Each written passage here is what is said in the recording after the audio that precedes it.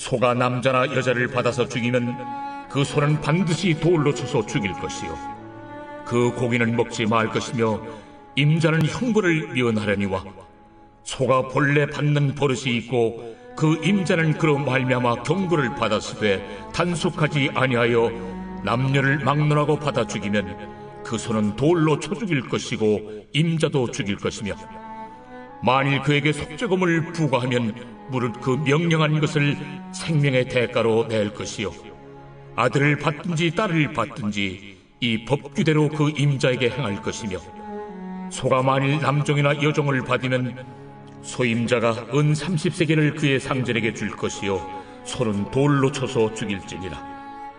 사람이 구덩이를 열어두거나 구덩이를 파고 덮지 아니하므로 소나 나귀가 거기에 빠지면 그 구덩이 주인이 잘 보상하여 짐승의 임자에게 돈을 줄 것이요 죽은 것은 그가 차지할 것이니라. 이 사람의 소가 저 사람의 소를 받아 죽이면 살아있는 소를 팔아 그 값을 반으로 나누고 또한 죽은 것도 반으로 나누려니와 그 소가 본래 받는 버릇이 있는 줄을 알고도 그 임자가 단속하지 아니하였으면 그는 소로 소를 갚을 것이요 죽은 것은 그가 차지할지니라.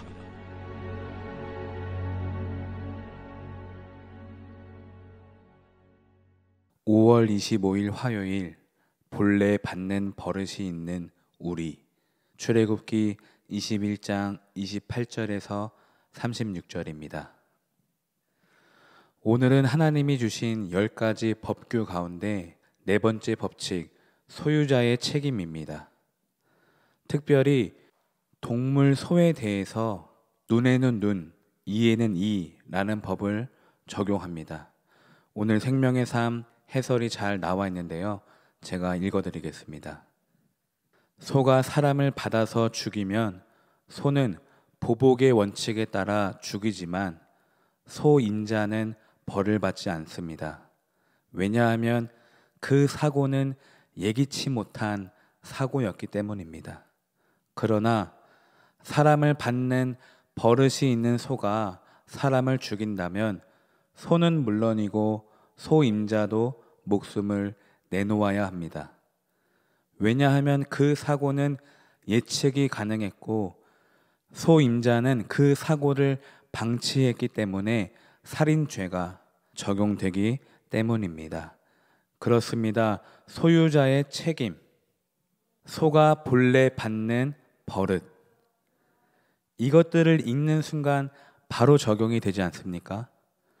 오늘 본문의 소는 우리 자신입니다. 본래 받는 버릇은 우리의 죄성을 말합니다. 그러니까 버릇이 나쁜 소를 갖고 있는 주인은 항상 이 소를 신경 써야만 합니다. 왜냐하면 자신의 목숨도 달려있기 때문에. 그래서 29절에 단속해야 되고 30절에 속죄금을 부과해야 되고 31절에 자녀로 배상할 수도 있고 32절에 은 30세겔을 준비해야 됩니다. 그러니까 버릇 나쁜 소를 가지고 있는 것 자체가 주인에게는 어마어마한 손해라는 것입니다. 사랑하는 성도 여러분, 버릇 나쁜 소는 밭에서 일이라도 하면서 주인을 기쁘게 하지만 버릇 나쁜 우리는 하나님을 기쁘시게 하고 있습니까? 나의 이 나쁜 죄성으로 사람에게 상처를 주거나 피해를 준다면, 다시 말해 죄를 짓는다면 내 목숨은 당연하고 주인의 목숨까지 앗아간다는 생각은 왜 안 하십니까? 그러므로 자신의 목숨을 빼앗기더라도 나 같은 죄인을 사랑하시는 하나님의 마음을 살피시기를 바랍니다. 하나님은 나의 본래 받는 버릇 때문에 자신의 하나뿐인 아들을 내어주셨습니다. 이 사랑을 어찌 갚겠습니까?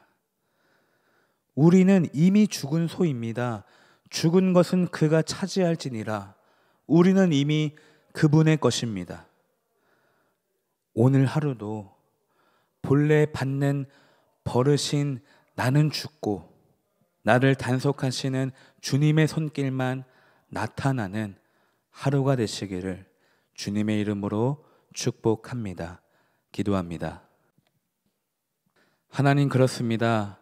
우리의 본래 받는 버릇이 있음을 아시고도 우리를 사신 하나님, 또한 우리가 본래 받는 버릇으로 죄를 지었음에도 아들을 내어주신 하나님, 또한 우리가 은혜 받고도 여전히 죽지 않는 것처럼 행동하고 받은 은혜를 까먹고 남을 정죄하기 바쁨에도 여전히 우리를 단속하시는 하나님, 일흔에 70번이라도 잘못하면 70에 70번이라도 생명을 주실 하나님 아버지, 죄송합니다. 잘못했습니다. 그리고 감사합니다. 우리의 어떤 말로도 주님께 받은 은혜를 갚을 수 없사오니 주님, 이 죽은 나를 온전히 당신의 것으로 차지하여 주옵소서. 예수님 이름으로 기도드립니다.